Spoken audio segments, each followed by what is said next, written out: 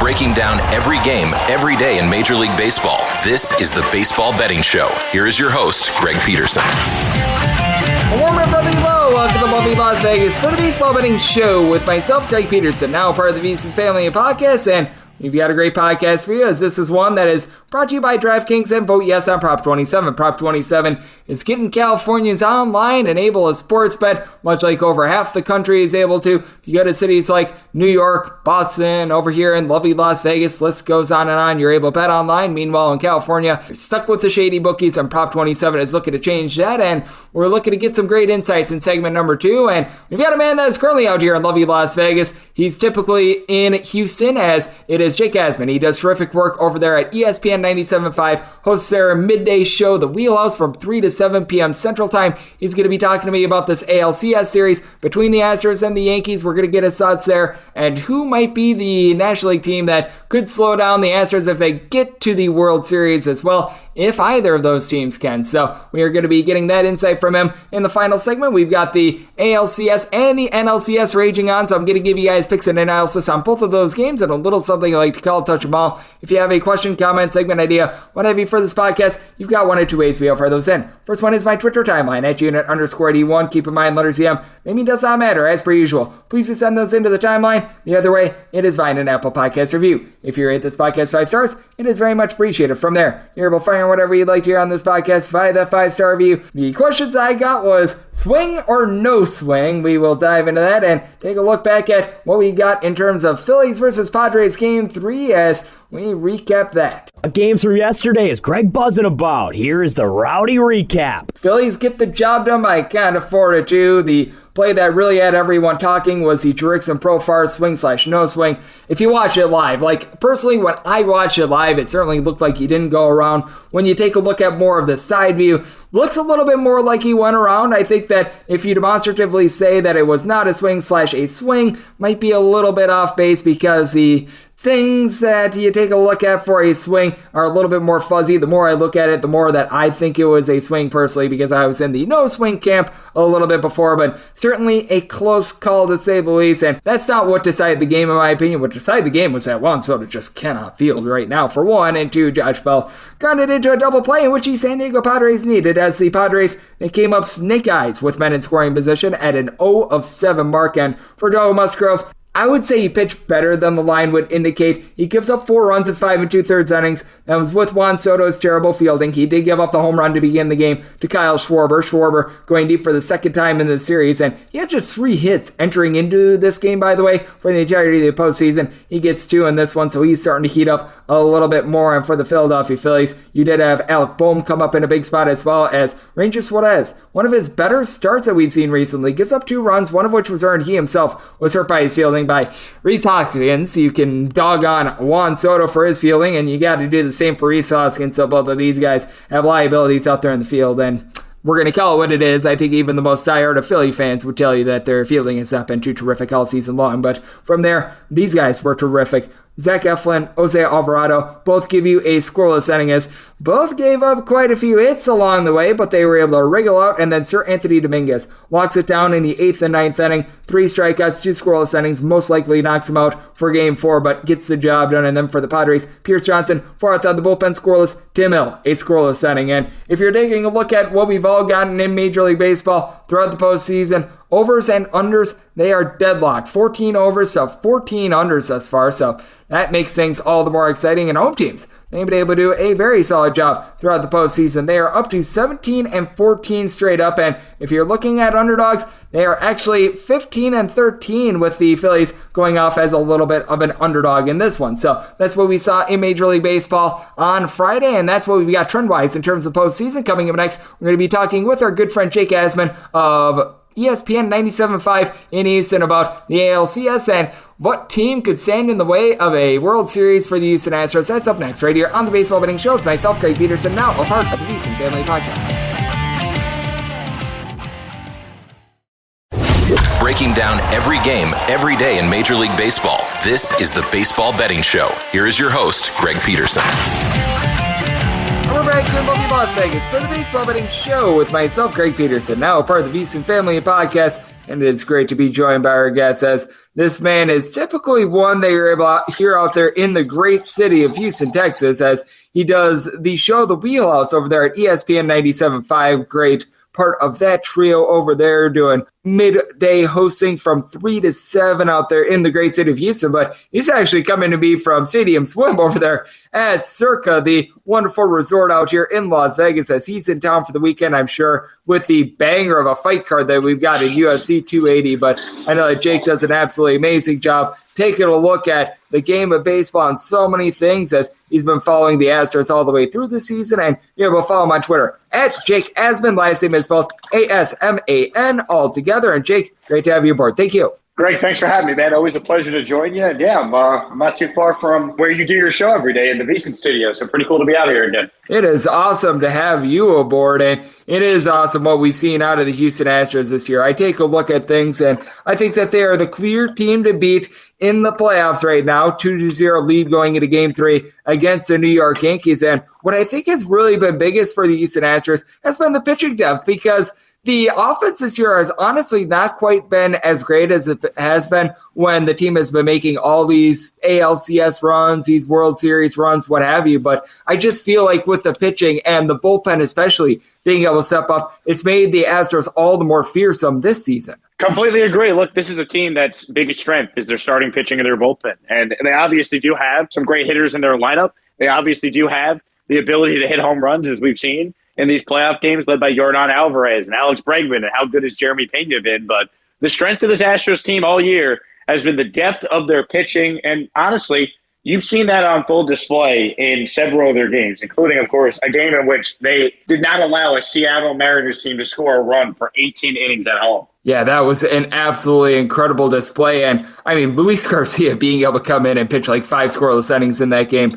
that was incredible as well. And when it comes to the Astros starter for Game 3 and Christian Javier, he's always a guy that I think goes a little bit under the radar, because he's sort of been utilized in a little bit of a long relief role. He's went from starter to reliever all throughout his career. But I do think that he's a good guy to have on the mound for Game 3. Obviously, Dusty Baker, he's going to have options if Christian Javier is not able to give quite the start that he would desire. But for Christian Javier, I still look back at what he was able to do the last time he went to Yankee Stadium. I believe that was 7 no-hit innings, and this is a Yankees team that he's had the number of. No question. Whether they started McCullers in this game, in Game 3, or they started Christian Javier, you still feel like the Astros have a great chance with any guy they put out there. Yes, the Yankees have obviously Garrett Cole going. He's their ace. He's been phenomenal in these playoffs. But that's the greatness of this Astros team, right? I mean, 1 through 4, you feel like you got a great chance to win every night. And I fully expect Christian Javier to pitch well, keep them in the game. The question is, can the Yankees put together some more quality at-bats now that they're at home? I mean, they've struck out 30 times in the first 2 games of the series.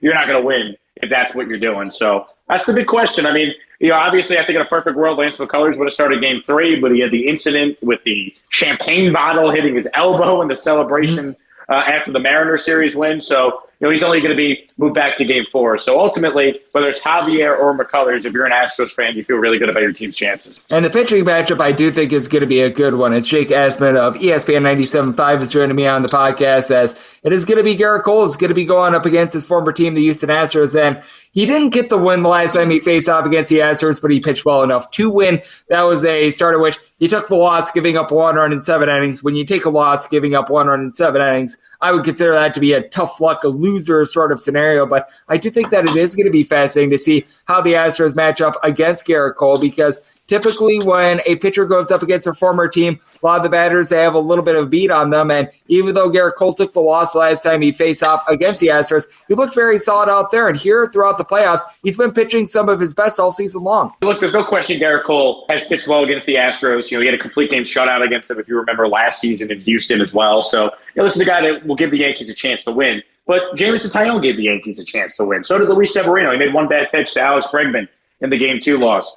Are they going to hit? I feel like at home, the Bronx is going to be loud. The Yankees hit better at home. They should, but against this Astros team, this has been a trend. They do not hit against them come playoff time. So it's a tall order for the Yankees to get back in the series. They got the right 2 guys the next 2 games. to be able to do it, but they got to hit offensively. Otherwise, none of it's going to really matter. Yep, and to your point about trying to hit, or else it's not going to matter. It really goes to both sides, because what has been so intriguing about the postseason and what makes the run that the Astros has been able to go on this far, winning 5 straight games in the postseason, is magnified even more by the fact that Jose Altuve is 0 for 23.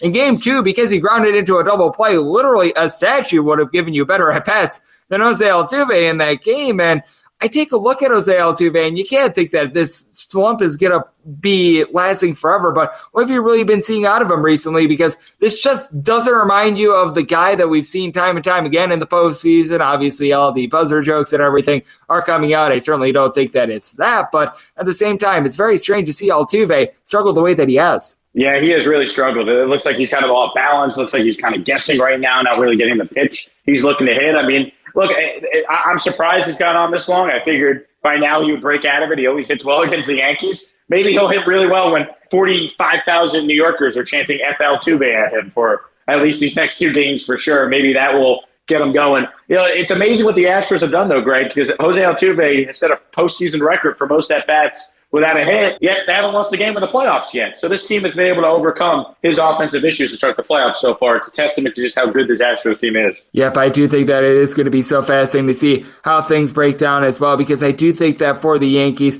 Game 3 is a must-win with Garrett Cole on the mound. If they go down 3-0, it's been done before by a team that was facing off against the New York Yankees, but trying to come back from a 3-0 deficit. That no doubt is big. But I also look at Game 4 as being a little bit of a must-win as well, because Nestor Cortes has pitched so well in Yankee Stadium. You mentioned it with Lance McCullers Jr., he's been pushed back a day, so you have to wonder if there might be a little bit of irritation with him. And for Lance McCullers Jr., has been, even though he's not given up a lot of runs, has been someone that gets a little bit loose in terms of the control. His walks per 9 rate has been just below 4 thus far this season. So I do think that if the Yankees have any chance of being able to come back against the Houston Astros, they have to win these next 2 games, not just the one that we're going to be seeing on Saturday. For me, the Yankees winning these next 2, you almost have to, and you really got to think about winning these next 3. The Yankees have shown an inability to win games in Houston. Since 2017, this is now the 3rd time they've met in the ALCS, and the Yankees have won just 1 game in Houston. They have not won a regular season game in Houston since last year. They got swept in the 3 games they played in the regular season this year. So the Yankees have a tall task here. They got to win 4 out of 5, and because the Astros won the first 2 games in Houston, now make the Yankees have to win at least a game, maybe 2 games in Houston to have a chance. So it's a tall order. I think the Astros are better. It's over if the Yankees don't win Game 3 and get it back to 2-1 with a chance to tie it up with Nestor on the mound in Game 4. Yep, no question about it. And when it comes to the Houston Astros, I do think that they are the clear favorite to win the World Series, and I think that it's going to be very tough for anyone to be able to take them down, obviously, because they have a 2-0 lead in this series. But on top of that, I take a look at the National League side of things. We're actually doing this as the Phillies and the Padres Game 3 is raging on, so we don't know the final there, but I look at both of those teams, I think that they'd be facing an uphill battle against the Houston Astros. I'm not sure if you think that there is one particular team in this matchup that might match up a little bit better with the Astros. I personally, if I'd be looking at either of these teams, would be looking at the Padres a little bit more, but I think whichever team is able to make it out of this NLCS, they would be facing an uphill battle if they do face off against the Astros in the World Series. Well, I completely agree with you. I think right now it is clear, at least to me, that the Astros are the favorites out of any of the teams that are left. Honestly, I think if the Yankees were to advance, and maybe not a significant favorite like the Astros would, but they'd be a favorite too over either the Phillies or the Padres. But Houston just feels like the best team, especially when you see the Dodgers go down, the Braves go down, the 101 win Mets go down. It just seems like the Astros is their time. They've been knocking on the door for a while. They've been to the ALCS 6 years in a row. I'd be surprised if they don't win a championship. I think they've been the best team all year. And for the NLCS as well, I'm not sure if you're looking at either of these teams as one that you think has a better chance of being able to pull it off, but I still go to the San Diego Padres, this being from a mindset of not knowing what's going to be going on in Game 3. We're doing it as it is being played out right now, but I do take a look at the Padres, and I do think that if there is a team that would be able to give a little bit of a better matchup to the Astros, it is the Padres, just because they've got a little bit of better bullpen pitching, and I do think that they're a little bit more of the complete team in general, and one that has actually played quite well on the road this season. Yeah, no doubt. The Padres have had a great year. They really have. And slaying the Dodgers dragon was a huge step for them. I'll tell you what, I think the Astro fan would rather see the Padres, though, than the Phillies from this standpoint.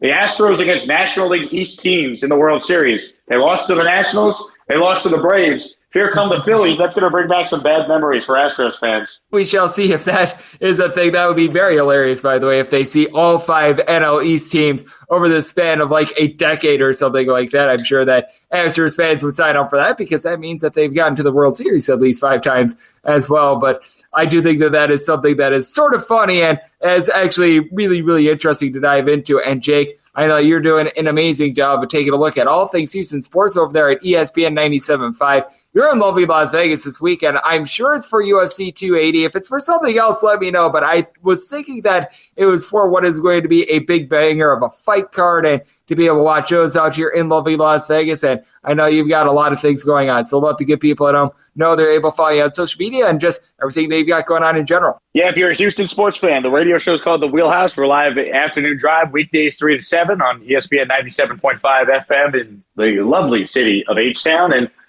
you can follow me on social media. It's just my name, at Jake Asman is where you can find me. And Jake does an amazing job taking a look at a little bit of everything. I know he does a great job coming out here to Las Vegas for quite a few fights. I know he does a nice job taking a look at the Houston sports scene and also does a nice job taking a look at things from a national perspective as well. As I know that early on in his career was out there in the great city of New York as well, which makes it all the more fitting that we've got Yankees versus Astros, a game that I am going to be breaking down in the final segment. As coming up next, we've got NLCS Game 4, ALCS Game 3, and I'm going to give you guys a side and total on both games on the betting board for the Saturday. On the flip side, a little something I like to call Touch 'em All. Breaking down every game, every day in Major League Baseball. This is the Baseball Betting Show. Here is your host, Greg Peterson. And we're back here in lovely Las Vegas for the Baseball Betting Show with myself, Greg Peterson, now part of the Easton Family Podcast. Always great to get Jake Asman of ESPN975 out there in the wonderful city of Houston aboard. He does amazing work taking a look at the great game of baseball and taking a look at all things Houston sports. He's also a man that began his life out there in the great state of New York. So he's got a lot of familiarity with the Astros and the Yankees. Great perspective there, and going to be interesting to see if anyone can stand in the way of the Astros and a World Series title. And that is why they play the games. Always great to be able to get Jake aboard. Now it is that time of the podcast. I give you picks and analysis on both games on the betting board for this Saturday as we touch them all. If a game is listed on the betting board, Greg has a side and a total on it, so it is time to touch them all. Do note that as per usual, any changes that are made to these plays will be listed up on my Twitter feed at @Junior_D1.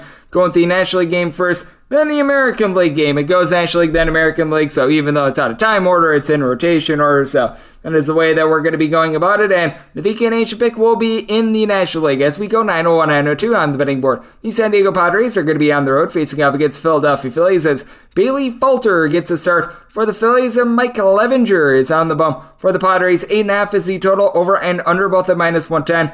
Phillies, the slightest of slight favorites. You're getting them between -105 and -115. Between -105 and as good as even money is your price on the Padres. And with Falter going, I did make the Phillies a very slight favorite. I made them -106, which means the -105. So the low end of this number is what I'm taking a look at with the Philadelphia Phillies. As of the opening number, it is the slightest of slight leans of Philadelphia Phillies, but I like them here. I would need to get at least a +105 to take a shot on the Padres.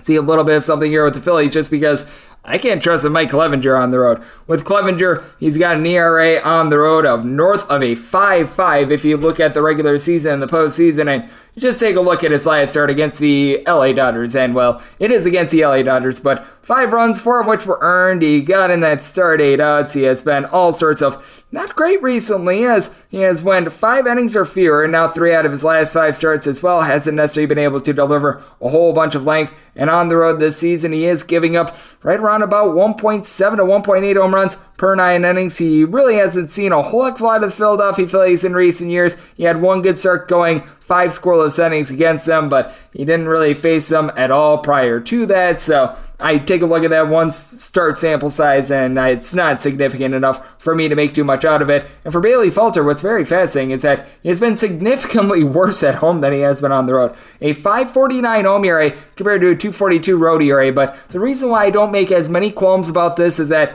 you got to figure that Bailey Falter is probably only going to be out there for, I would think, 3 innings. Because the big thing with Bailey Falter is that first time through the lineup, he's been halfway decent. Opponents Overall, hit about a 2.12 off of him the first time through. He's able to keep that ERA down. And then the second time through is where guys really tattoo him. The home runs per at-bat rate go up nearly 3 times as much the second time through as compared to the first time through. So I do think that is very significant in this spot. And when it comes to Bailey Falter as well, he has been someone that has been giving up the home run ball right around 1.5 home runs per 9 innings. So I do think that is very important to take note of. And you just take a look at Bailey Falter and what he does in terms of just the overall pitch count as well. First 25 pitches through, opponents hit a 213 off of him. Second time through, 26 through 50 pitches, 3.20 ERA. So it really falls off the table once he gets a little bit more lathered up and once the guys see him a first time through. So I do think that is important to take note of. And then from there, you're probably going to be getting a lot of Noah Thor Syndergaard. And Syndergaard in starts away from the state of California has north of a 4.5 ERA. He himself has been able to do a good job with regards to command. And really both of these guys have. Both of these guys fewer than 2.5 walks per 9 innings, but both of these guys give fewer than 7 strikeouts per 9 innings as well. So I do think that both of these lineups are going to be able to feast for the Padres. Just a lack of execution in game number 3 as they have plenty of opportunities to be able to drive guys in. They go 0 of 7 in those circumstances, and really these guys are in the postseason have been able to do a nice job of being able to put bat to ball. Jake Cronenworth, he's come up with some big hits. He's hitting about a 273 overall for this series. Manny Machado had a rough day yesterday, but for the season, regular season and postseason, north of 30 home runs, hitting nearly a 300. You know that he's going to show up. Juan Soto has been a liability out in the field, but overall with the bat, he's been able to move the line, not necessarily doing a great job in terms of average, but has been able to draw quite a few walks as well. Josh Bell has been pretty worthless here in the postseason. He did have that home run against the Mets, but Austin Nola, he's been a rise up as well. Has been a rough series for him in this one, but previous series, he was able to do a nice job against the LA Dodgers. And Trent Grisham hitting about a 300 year in the postseason as well. And then for the Philadelphia Phillies, Kyle Schwarber already has a pair of home runs in this series. Very refreshing as entering into the game yesterday prior to him getting 2 hits, he had just 3 hits for the entirety of the postseason. Rhys Hoskins is about as cold as an igloo right now, but Bryce Harper, he's been hitting about a 400 here in the postseason. He's already got 4 home runs in the playoffs. That is more than he had in the 35 games during the regular season since he had come off of the injured list. Alec Boehm had a nice game yesterday, and Bryson Stott as well. So the bottom of the lineup for the Phillies with Gene Segura hitting above a 250 here in the postseason. They are delivering, and for the Phillies, the one trepidation that you do have is the bullpen. For them, it's not as terrific as that of the San Diego Padres, and with Sir Anthony Dominguez throwing over 30 pitches yesterday. Got to figure that he's going to be out of the fold. Andrew Bellotti, Connor Brogdon are likely going to be called upon in this game. Both of these guys, a sub 3.5 ERA. You probably don't want Kyle Gibson out there, and Brad Hand, we saw what he did in game 2, but overall, I do think that there are situational spots in which he's going to be successful in. For the Padres, it's just all about getting to those first 2 guys in Falter along with Noah Thor Syndergaard, because the best bullpen piece in this series, it is Josh Hader. No ifs, ands, or buts about it. He has been able to go 15 straight appearances without giving up an earned run. Luis Garcia has been halfway decent along Steven Wilson. Both of these guys a 3 ERA during the regular season. And you take a look at the postseason, sub 2 ERA from this Padres bullpen. Robert Suarez has been able to do a solid job. Meanwhile, for the Philadelphia Phillies, their bullpen ERA here in the postseason, it has been right around about a 3.75, so leaves a little bit of something to be desired, but I just can't trust in Mike Clevenger in this spot. I'm going to be willing to take the Philadelphia Phillies. That's very, very slight favorite. Like I said, my max is minus 105, but willing to take the minus 105 presented to me right now, and the DK Nation write-up is going to be on the over. I set my total a little bit north of 9 because I think that Falter and Thor are going to give up some runs, and Mike Clevenger, he has been, well, let's call it what it is, awful on the road. And then we go 903, 904 on the betting board. The Houston Astros, they're on their other facing off against the New York Yankees. Garrett Cole is going to be going for the Yanks, and Christian Javier is going to be going for the Astros. And the Astros between plus 125 and plus 133 underdogs. And when it comes to the Yankees, you're going to be finding them between minus 139 and a minus 145. 7 is the total. The unders anywhere between minus 115 and minus 120. The overs between even and minus 105. And with the Astros, needed at least a plus 123 to take a shot. Across the board, we are getting at least a plus 125, so I'm willing to fire in Christian Javier. The last time he faced off against the New York Yankees in the Bronx, he had 7 no-hit innings. He has been absolutely tremendous with his strikeout stuff, a little bit over 11 strikeouts per 9 innings, and the Yankees are just swinging and missing in general. You got to figure that they're going to be a little bit better getting back here in the Bronx, but 30 strikeouts in the first 2 games of the series, and that's really the issue with the Yankees. With having Andrew Benintendi and DJ Turner-Mayu injured, it has really hurt them. Now, Harrison Bader, he has been able to help them out, as Harrison Bader here in the postseason, 4 home runs and 22 at-bats. He has been able to do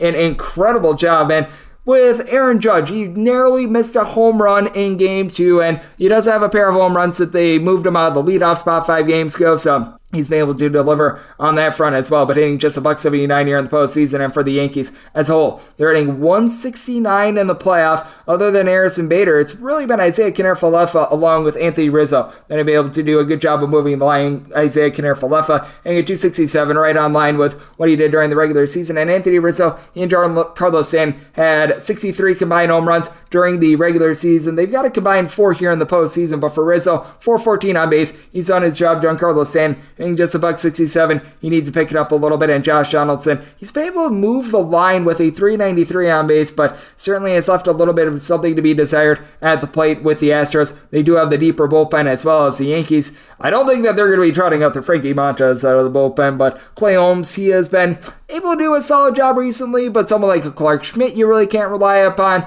Lou Trevino has certainly been up and down recently as well. He gave up a few runs here earlier in the postseason. Miguel Castro, he's back for the team after he spent a lot of the season banged up, and credit where credit is due. Jonathan Loáisiga had a really rough start to the season here in the playoffs. He's been able to do a rock solid job, and to end the regular season, he was able to do a nice job as well. But for Garrett Cole, he did have that start a little bit earlier in the season against the Astros where he gave up 107 innings. He took the loss. That was not his fault, and he has been better at home than on the road. At home, about 1.25 home runs per 9 innings surrendered. On the road, that's closer to about 1.75, so that is something that works in his advantage, but I do fear that he is going to get outdueled a little bit here by Christian Javier, and then if you have pretty much a stalemate between Javier and Garrett Cole, the advantage for the Astros goes to their bullpen, as you've got a trio of guys, Brian Abreu, Ryan Stanek, and then you're able to throw in there as well Seth Martinez with a sub-250 ERA. Rafael Montero is right in that front as well. Ryan Presley has been able to do a good job of closing out these games. There's just so much more firepower there, and for the Astros,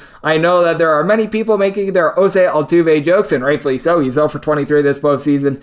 This is not going to continue. As much as you might want to dog on a guy right now for the way that he is hitting, he is going to improve at some point, and the guys have really been able to get the job done. Yoli Gurriel, Alex Bregman, and Jeremy Pena. Pena hitting a 333 in the postseason with a pair of homers. Bregman, pair of home runs, including that game number 2 home run, which would have been out in 25 out of 30 parks, so that was not necessarily the world's biggest cheapie. 375 on base, and then Yoli Gurriel. He's been able to have 400 here in the postseason with a pair of home runs. I don't know if he's necessarily going to be able to keep that up, but Chas McCormick, he's done a good job towards the bottom of the fold. Martin Maldonado, he's come up with a couple big hits for this team as well. The Astros have been a little bit down with their offense compared to past seasons, but I like their offense right now a little bit more than the Yankees, because the Yankees are a little bit more of a feast or famine team, with it now being late October, with the temperatures going down in New York. You need guys that are able to move the line in general. And the Astros, they are a top 3 team in the big leagues in terms of fewer strikeouts on a per at-bat basis. The Yankees, meanwhile, they have been whiffing a whole ton, so I'm going to be taking a shot here on the Houston Astros, getting a plus price, needed at least a plus 123 with my total. I think that Garrett Cole is going to deliver. I think that he's going to be able to give a good start. I think Christian Javier is going to get the Yankees swinging and missing as well. Semi-total at 6.6 despite this being in Yankee Stadium, so looking at the under as well, and that'll wrap things up for the Saturday edition of the Baseball Betting Show, now part of the VSiN family and podcast. A big thanks to Jake Asman of ESPN975 in Houston for joining me in the last segment. If you do like hearing from this fine podcast, the Baseball Betting Show, you're able to subscribe wherever your podcasts, Apple Podcasts, Google Play, Spotify, Stitcher, and TuneIn. If you have a question, comment, segment idea, what have you for this podcast, you do have one of 2 ways we have fire those in. First one is my Twitter timeline at Janet_81. Keep in mind, letters EM. They mean does not matter, so as per usual, please just send those into the timeline. The other way, it is via an Apple Podcast review. If you rate this podcast 5 stars, it is very much appreciated. From there, you're able to fire in whatever you'd like to hear on this podcast via that 5-star review, coming at you guys every single day throughout the baseball season, and that means I'm coming at you guys once again tomorrow. Thank you so much for tuning in.